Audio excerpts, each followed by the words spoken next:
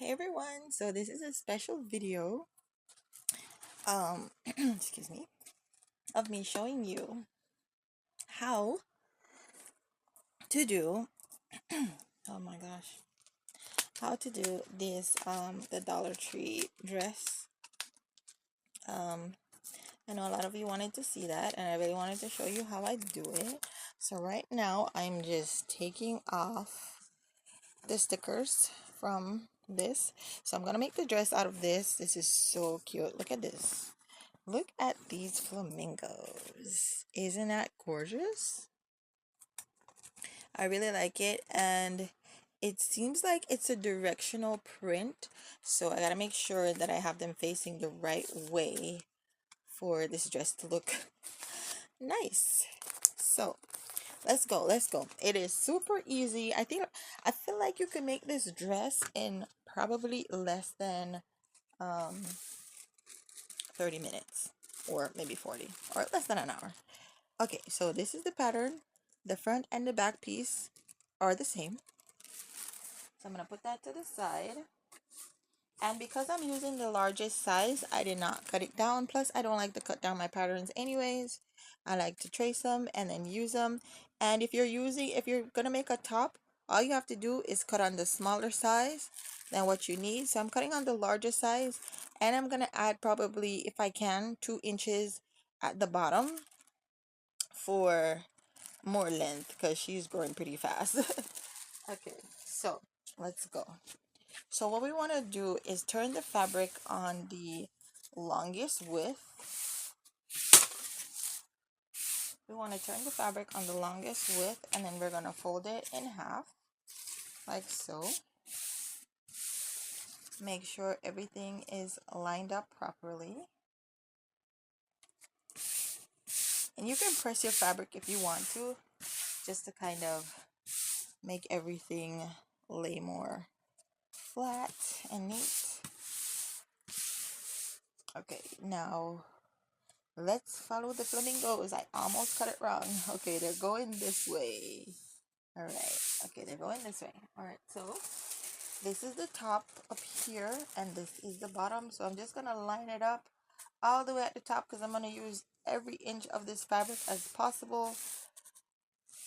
And it seems like I'm a little bit off on this one. I don't know why. It usually lines up perfectly. Okay, maybe let's do it this way. It usually lines up fine. Okay. Let's do it this way. But then that's gonna mess up the print. I mean the direction of the flamingos. Alright, so here's what I'm gonna do. Here's what I'm gonna do with this. Here's not all fails. This is what you can do if you have this problem here, like I am facing right now. So just line your fabric back up. Line your fabric back up. Beautiful fabric. Love flamingos. Who else love flamingos? Leave a comment down below. Who else love flamingos? I love flamingos. Okay. Alright, so this is what we're going to do. Because this dress is also so wide, we are just going to come over a little bit when we get to right here. Over here. So I'm probably going to scoot it over a little bit. Like that, just to get the length that I need. Or what we can do, instead of making a dress, I think that's what I'm going to do. Because I don't want to confuse anybody. I want this to be as simple as possible to show you how easy it is. So right now we're facing this problem because of the print of the fabric. Because this dress turned out fine. You see how wide it is? This is really wide. So, I don't know what's going on with this fabric here. But anyway, all right, so let's make a top. Let's make a top, easy breezy, beautiful top. Let me get some weights. So I'm going to stick to the large size, but what I'm going to do, I'm going to cut it off at the small. So that way this is going to become a top.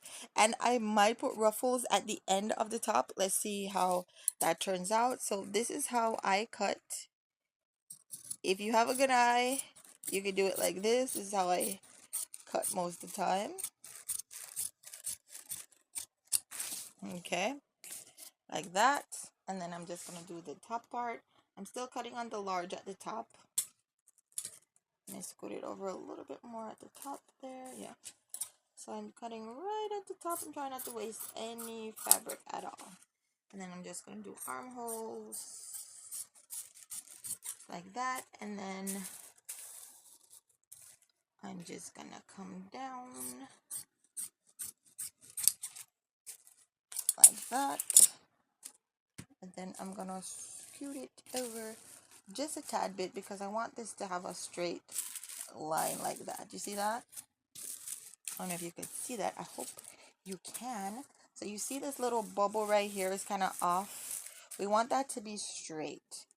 So I'm going to put back the weight down and just use the edge of the pattern and just kind of line that up with the armhole to down there. Hopefully you guys are seeing what I'm doing.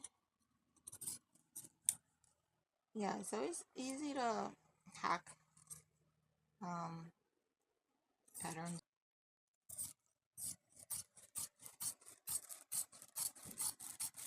Okay.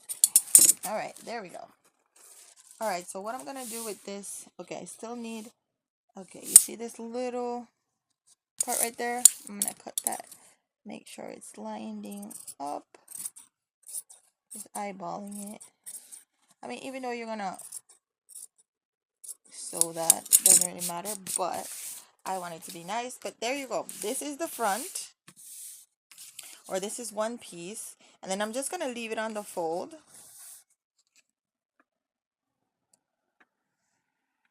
The video had cut off due to storage issues, so I had to undo some things on my phone. So I kind of already know how to eyeball this tie by now, so I know that these aren't long enough, so I have to attach them to make it the correct length. But as so far right now, I have three straps in here. So what I'm gonna do is just cut off the edge right here.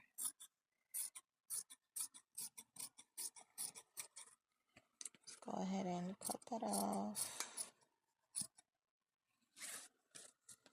the best as I can. I don't have a rotary cutter. Sometimes these little edges are hard to get. Okay, there we go. All right, now we know that we need 3 ruffles in here, so I'm just gonna do this. I like a lot of shortcuts. If you like shortcuts too, let me know. Shortcuts are fun. They save a lot of time as well. I'm gonna do that. And then we have one piece for the ruffle there. And then let's do this other piece.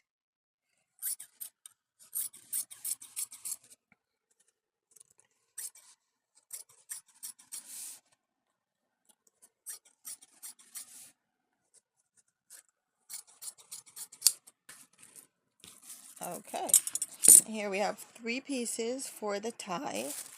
And then I'm going to take off a smidge off of this. So I'm going to use this to measure. It's about 1.5 inches, it seems like.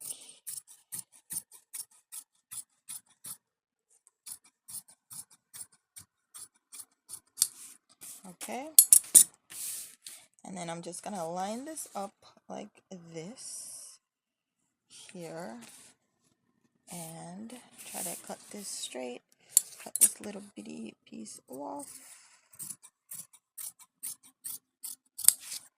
And then I'm going to fold it in half to give me what I need for the ruffles. So the ruffles at the bottom are just going to be tiny, a little something something at the bottom. Okay, and we're going to see how it works. It's just an experiment, this part. It's just an experiment. See, it's just a smidge longer. Probably not even. Does it make sense or no? Well, it doesn't looking like it's making much sense, but maybe if I added two, yeah, maybe two of these together and then gather it up, then that would make more sense. Okay, that makes sense. Okay, so we'll see how much we have from the straps. We have four. Yeah, I don't think it's gonna be enough, you guys. I don't think it's gonna be enough. Maybe if I had gotten a third piece of fabric. Okay. All right, so come back for part two where I'm gonna show you how I'm gonna be putting all this together. Okay, so right now I'm experimenting. I'm trying something new. Normally, I just cut it out, cut the straps, and do what I need to do, gather here, and put the straps on. But today I decided I want to try out ruffles. So that's something new. But I think ruffles can work for more fabric when I have more fabric. So let's just continue with the original plan, the original idea. So come back for part two, where I'm gonna show you how I put it together. Super easy, and I'll see you in my next